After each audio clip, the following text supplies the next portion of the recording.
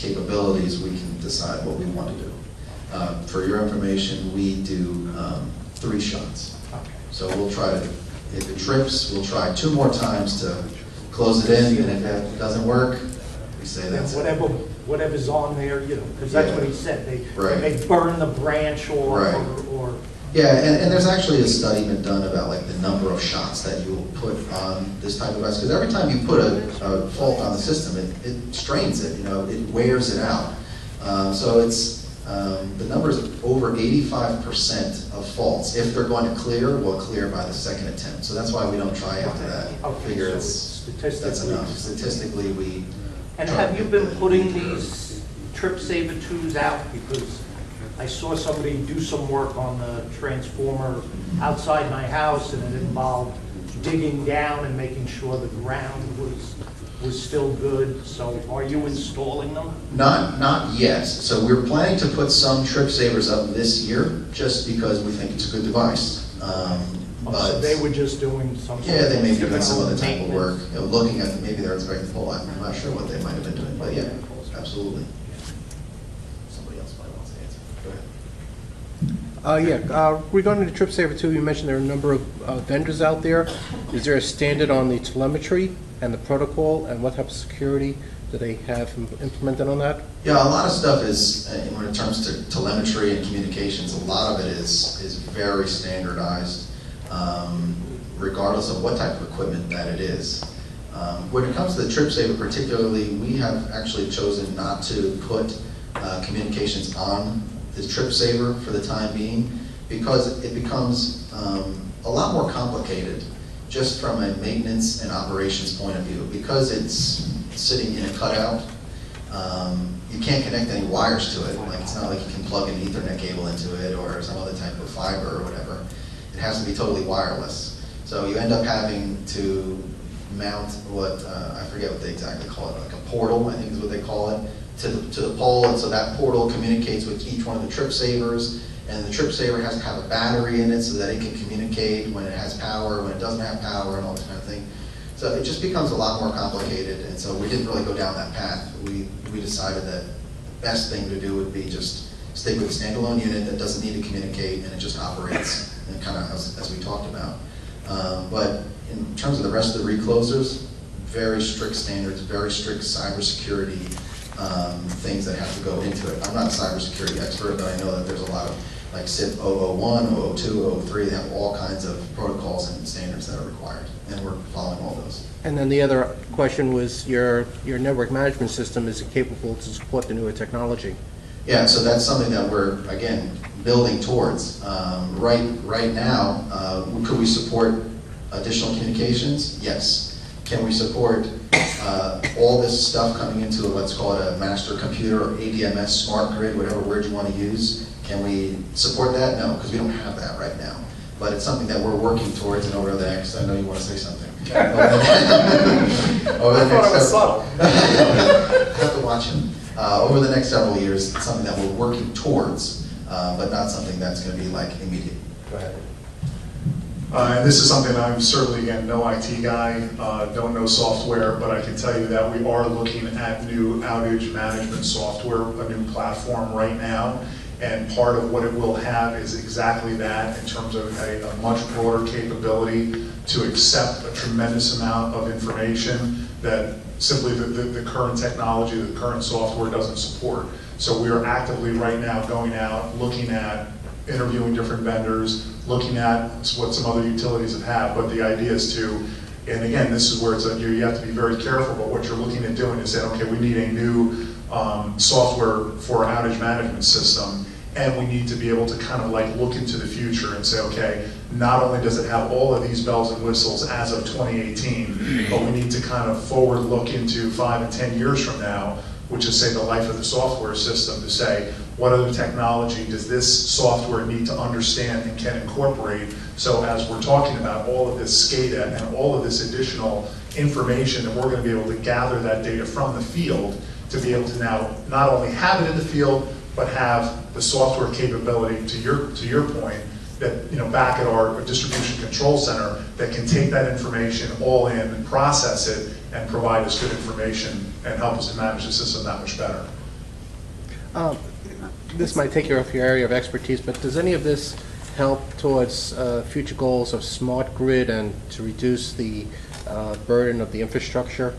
Well, again, when you use you have to be careful with the term smart grid, because the term smart grid is generic and it means different things to different people. But if we're just talking about where I think your question is to say, all of this new technology that's being developed, and telemetry, and wireless communication, and real-time information, and loop schemes, and the ability to, the system is, and that's really a lot of what we're talking about here, is a lot of this technology we're looking at to do is to, in fact, do just that, is to make the grid smarter.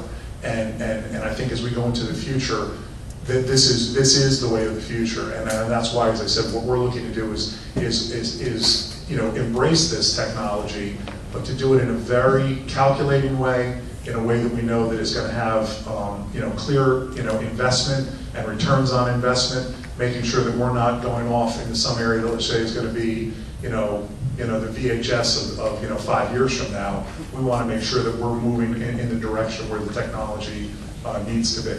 And I just want to make one point, since you're talking to Homedale here, even though we have someone here from Middletown, most of the zoning here in Homedale is on acre plus 2 acre property. So we don't have the density because we live on large pieces of property.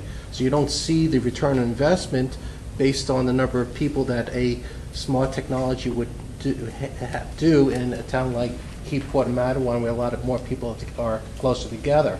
I'm just concerned that Homedale will not get its fair share of this investment. No, I can assure you, it goes far beyond just the density. There's going to be aspects of this technology that is going to benefit, let's say, the more sparsely populated areas. Because even there, I'm thinking of certain portions of our service territory are very rural, and so something like the trip saver, right, where as opposed to you're going to dispatch, there's the fuse operates, you're going to send a troubleshooter out there. Maybe it's going to take an hour for them to get there, and then the circuit is so long it's going to be another hour to patrol it, and you may be without power for over 2 hours before they even get an opportunity to put a fuse back in and have the fuse hold and have the outage be over. So even there, in many ways, you could look at this and say trip savers. You could say for those in those more rural locations could have even a greater benefit, because again, customer minutes of outage as one of the metrics that we follow and we track.